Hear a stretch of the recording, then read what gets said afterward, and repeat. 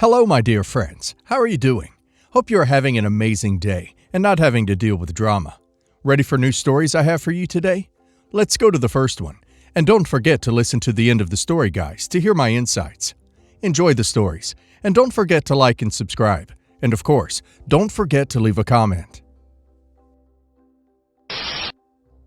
I grew up close to my grandfather, who was a World War II veteran.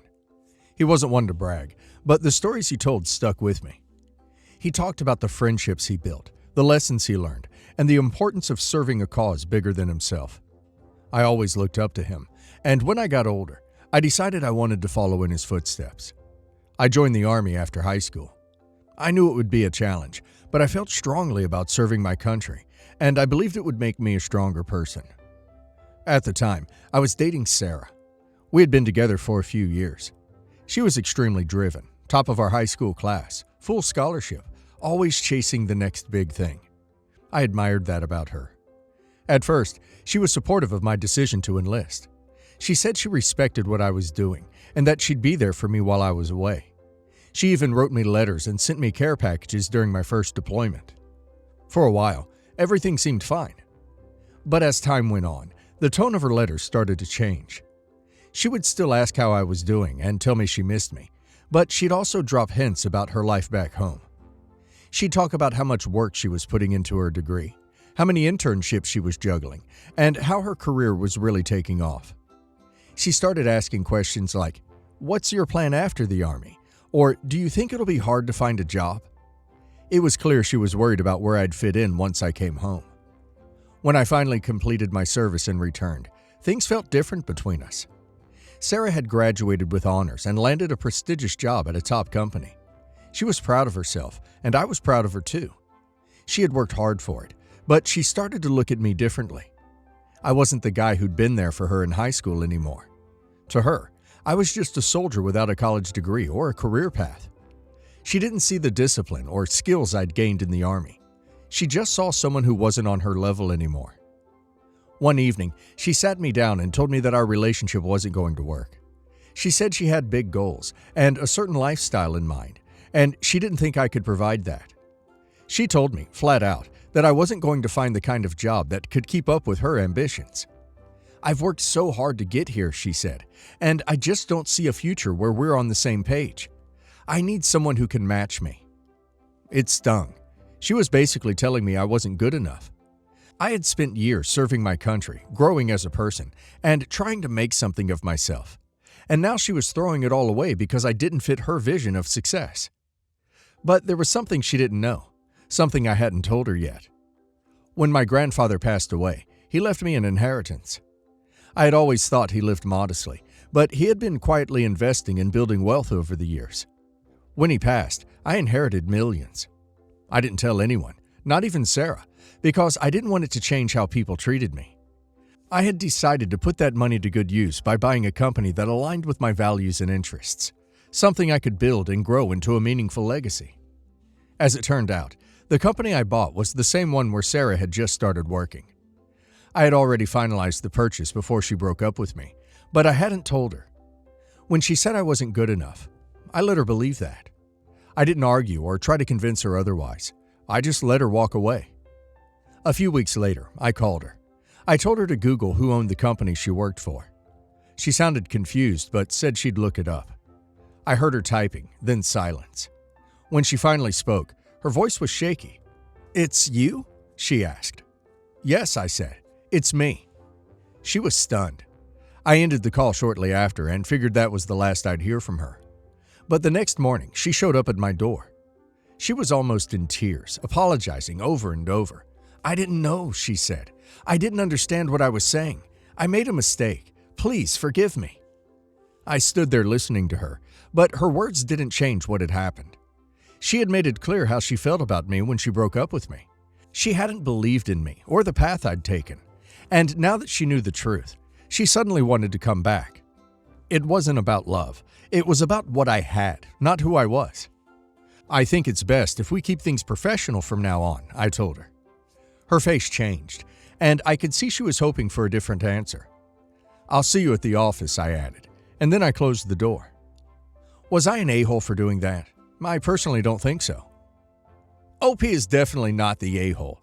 She showed her true colors the moment she decided OP wasn't worth her time because of OP's career path. She didn't stick by OP because of the person OP is. Instead, she wrote OP off when she assumed OP wouldn't live up to her material standards. That says a lot about her character. It's not OP's fault she completely underestimated him and then panicked when she found out OP owned the company she worked for. The fact that she came begging after discovering the truth shows that her regrets aren't about how she treated OP. They're about how wrong she was in her assumptions. And now let's hear the community's opinion. Wow, not the a-hole. She was so quick to judge your worth based on what she assumed your future would look like. And then she acted as though you were beneath her because you didn't have the same path as she did. That's not what a real partner does.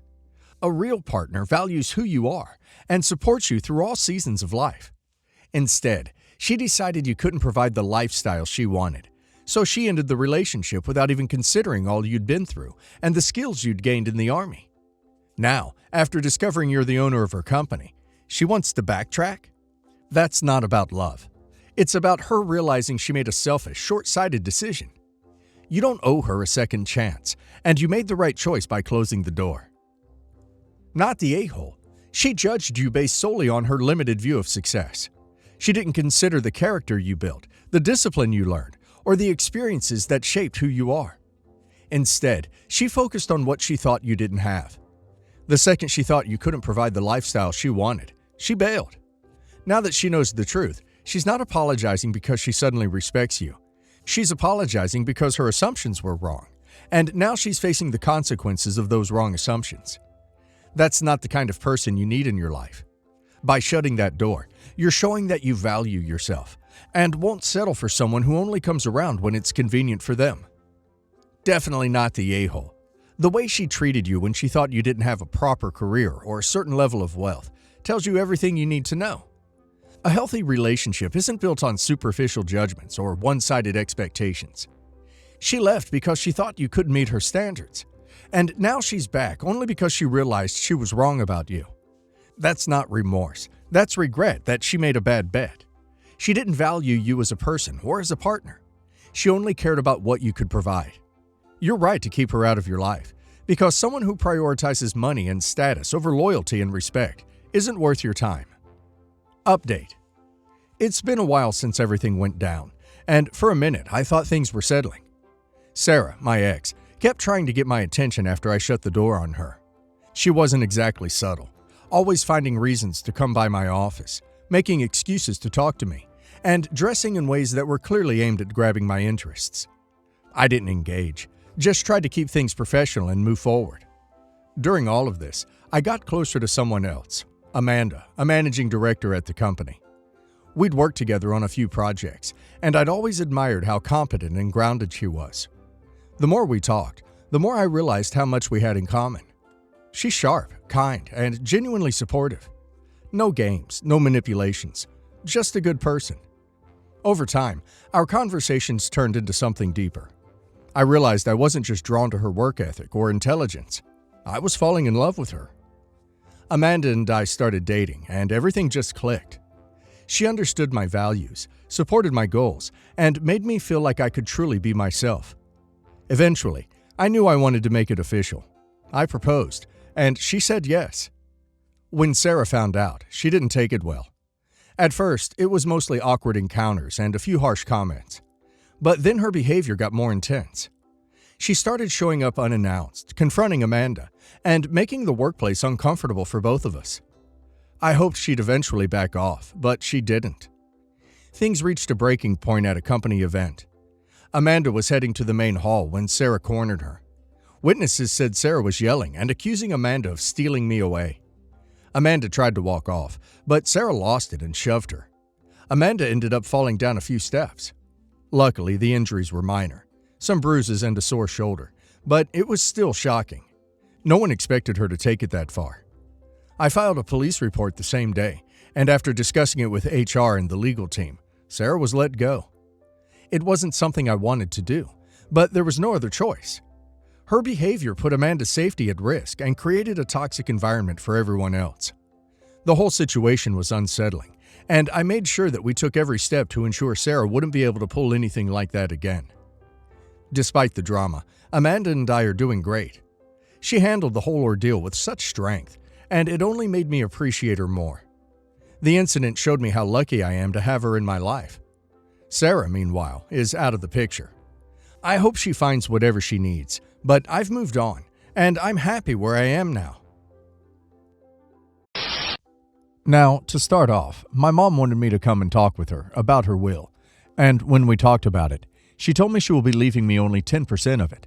Most likely it's $100K, and she will leave the rest to my two older brothers, who are 34 and 32. They are mentally not all there, and have the mind of about a 14-year-old, so very immature, can't focus, all that stuff. Me, on the other hand, I have a stable job that pays fairly well, and I own a joint home with my mom. We bought it together because, at the time, that was the only way we would own a home. However, thankfully, I was smart when I bought the home, as I didn't want to be stuck with my brothers because, well, they have no filter and can be a-holes. So I did a right of surveyorship contract with my mom. Anyways, that's where the contention lies. She says that since I will already have the house, that I don't need the extra money. I, on the other hand, know that they will just burn through the money within a year. For example, when one of my brothers got a stimulus check, he gave half of it to a friend who was struggling. So I gave her an ultimatum. If she doesn't leave me a fair share of the money, like a 33-33-33 split, I will kick them out of the house since they have been living here rent-free for years, and then challenging the will in court, and make them have to burn through the money with lawyer fees. Anyway, in the end, because of that, she gave in and didn't change the will, but she did tell my brothers, and first thing they did was post on social media for all friends and family to see.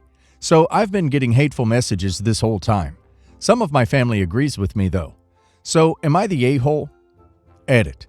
It's not about money, it's about the fact that every moment of my life they have always gotten more than me. I want to be treated equally this one time. Yes, the a-hole, just for that threat. You're not entitled to anything from her will. She can leave it all to a cat shelter if that's what she wants to do.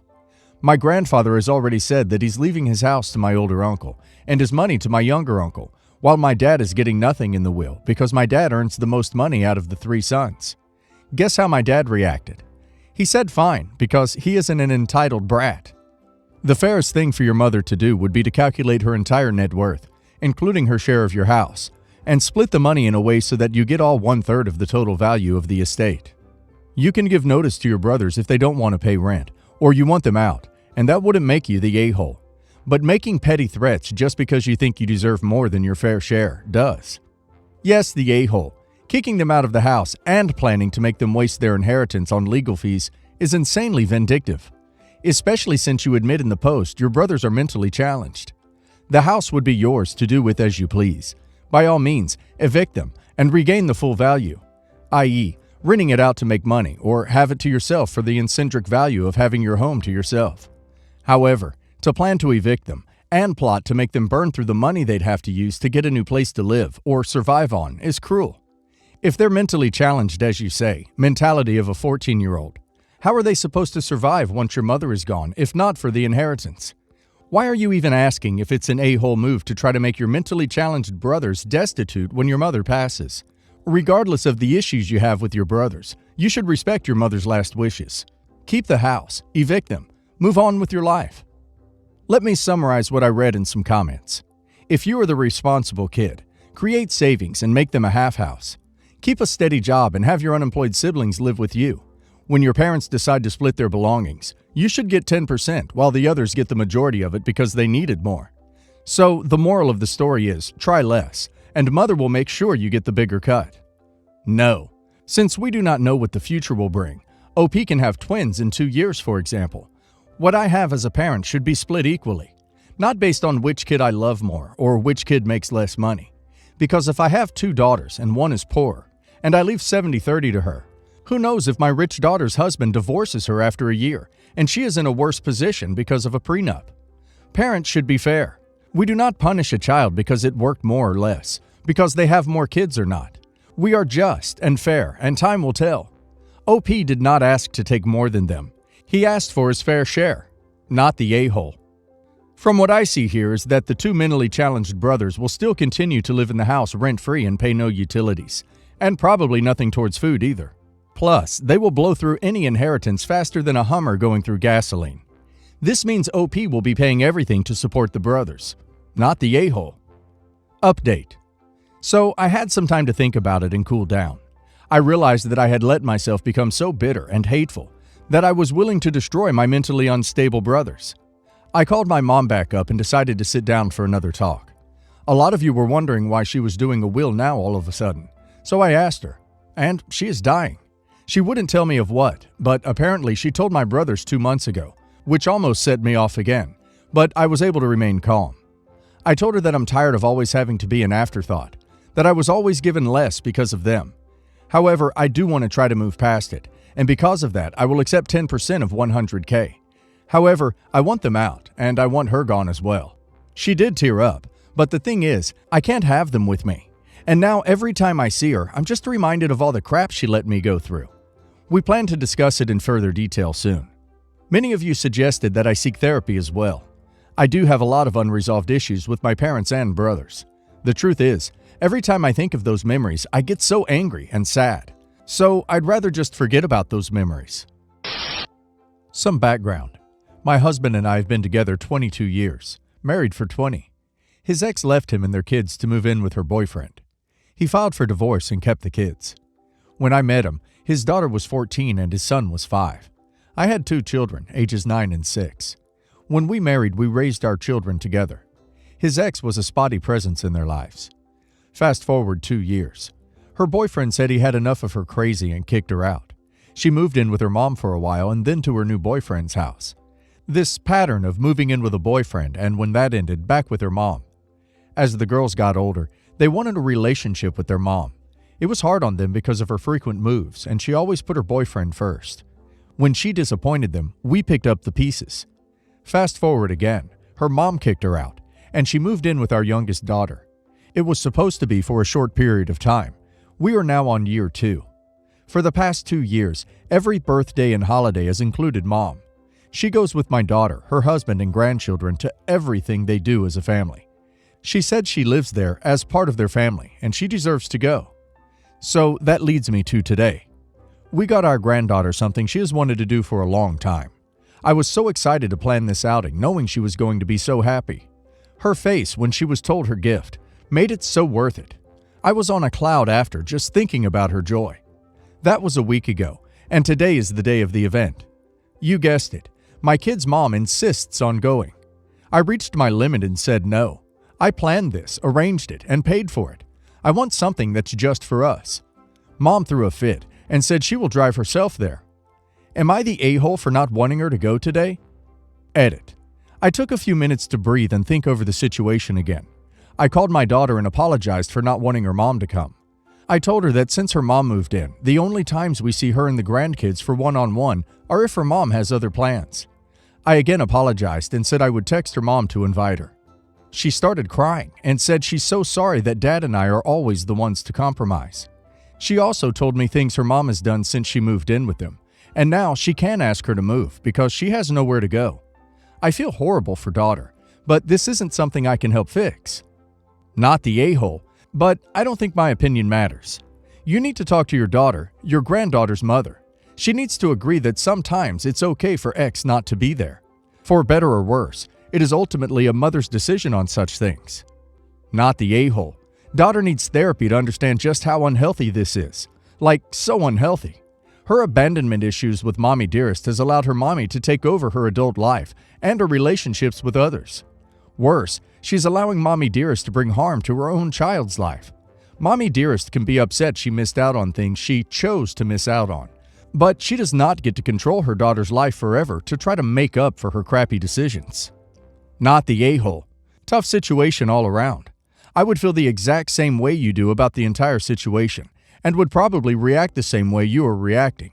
What makes it tough is balancing how much you dislike her being around and wanting to respect your stepchildren's wishes to see their blood mother. As much as you know how awful of a mother she has been, and the less than ideal life she's been living, her children will overlook a lot of that because it's their mother. Not sure how you're supposed to handle it, to be honest, as someone, either you, the mother, or the children, will be upset any way you cut it. I share a friendship group and a daughter with my ex. We were at the same party when the subject of spouses cooking came up between the ladies. My ex's girlfriend said my ex didn't know how to cook because he had always had someone to do it for him, and he wasn't interested in learning. She kept saying it would be so romantic if my ex would cook for her like another friend's husband did. My friend Emily told her he could cook, but she was insisting he couldn't. Emily brought up how my ex used to cook for me all the time during my pregnancy, but the girlfriend was insisting he probably had his cook do it for him, and took credit to make me think he was the one who made the food. She wanted me to back her up, but I used to watch my ex cook most of the time, and when we were dating, I planned dates where we would cook together, and he would always do most of the work, so he definitely can cook, and is very good at it. I told her this, and she barely said anything for the rest of the night. When my ex came to collect our daughter, he looked annoyed at me and wanted to speak privately before they left. He asked me why I told his girlfriend he used to cook for me, and I told him because he did. For some reason, he got angry and told me he did that because I was pregnant and he wanted me to be happy and healthy, and I wasn't eating much of the things cooked by other people. He said he didn't have time to do that now, and his girlfriend was accusing him of loving me more than her. Even though he was already annoyed, I pointed out how he also cooked with our daughter sometimes. He told me that wasn't the point, and I needed to stop causing issues for him. Am I the a-hole? Not the a-hole. It's not your job to keep track of his lies and cover for him. I would have wanted to know. Exactly. It's not on you to help him feign incompetence so he can be lazy. Nor is it on you to help him come up with an equitable distribution of chores so he can get out of chores he doesn't want to do. Since I'm sure that's part of why his girlfriend is pissed. Because she's doing the bulk of the chores. Because he doesn't know how. And your revelation that he can cook revealed a whole pack of lies. He's your ex for a reason, OP. The only thing you owe him is a civil relationship for the sake of your child. You aren't the one who brought it up, and you aren't the one that contradicted the girlfriend.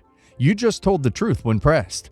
That's why it's a bad idea to lie, especially when you keep the same friends. Not the a-hole. I'm currently very early in my pregnancy, 10.5 weeks, and wanted to wait to tell my husband's grandparents until we were out of the first trimester. This was going to be very special to both of us, because this is the first great-grandchild in the family. My husband wanted to tell his father and his brother sooner because he was very excited, but gave them explicit rules to please not tell anyone else. Growing up, I only had one grandparent who cared to have a relationship with me, and she passed in early 2019, so I don't have any grandparents to share this exciting news with, and was really looking forward to doing something very special to announce to my husband's grandparents. A couple of days ago, my father-in-law let it slip that my brother-in-law, or who father-in-law blames it on, told, by accident, forcing us to then tell other family members sooner than we wanted, and ruining our plans to surprise them. Brother-in-law has never done anything like this before, and I don't know who to believe, whether it was father-in-law or brother-in-law who actually told, but did not ask further because I was already upset. So here's where I don't know if I would be the a-hole or not. I want to send them a text. Husband and I live on the West Coast. Everyone else lives on East Coast. Explaining how they took something away from myself and my husband that should have been ours to tell. As well as explain that I don't have any grandparents to share this news with, and because they have proven they cannot keep quiet, that I will no longer be sharing any more updates throughout the pregnancy with them. I'm conflicted because I am extremely upset about the situation and feel very hurt. But I also don't want to alienate myself from my husband's family if I'm just being a hormonal pregnant woman. I just don't want this to keep happening. For example, when we find out the sex of the baby. So, will I be the a-hole if I told my father-in-law and brother-in-law that they took away one of the things I was looking forward to the most during this pregnancy, and that I won't be sharing any other updates because they have proven that they cannot keep any information to themselves? Not the a-hole, but I wouldn't bother with a text if they already know how upset you are. It just continues the drama. It's not like you're trying to eliminate a relationship with them or go no contact. Just don't tell them anything before you tell anyone else. Plan on a big announcement. Everyone gets the big announcement, no exceptions. On the bright side, you do still have the option of a gender reveal. I'm sure the great-grands are still so excited and want to talk to you about it, and will shed tears when they find out if their great-grandchild is a boy or a girl, or twins maybe. Not the a-hole technically. You have every right to be upset. I would be too. It sounds like you've already told them how upset you are, but that's where you should leave it. Try not to let your grief from losing your own grandma ruin your relationship with your in-laws. It really could have been an accident. The best thing to do is tell your father-in-law and brother-in-law all the updates last going forward. That way, you're not particularly excluding them, but also making sure this doesn't happen again in the future. Yes, the a-hole. Look, I totally understand where you were coming from. I just had a kid a few weeks ago, and let me tell you, once that kid arrives, you are going to laugh about how petty this feels. The way people find out doesn't affect how excited they are about having a grandkid or a niece or nephew. Sending a message like that is like throwing a grenade to put out a fire. It escalates a situation for no gain whatsoever, besides at most making you feel slightly better because you got to lash out. In addition, you've learned the hard way that the only way to keep a secret is to actually keep it a secret. Accidents happen, things slip out. For the record, I am sorry that they ruined your announcement, but don't make this into a bigger deal than it is. Besides, there will be other things to announce, like gender and name.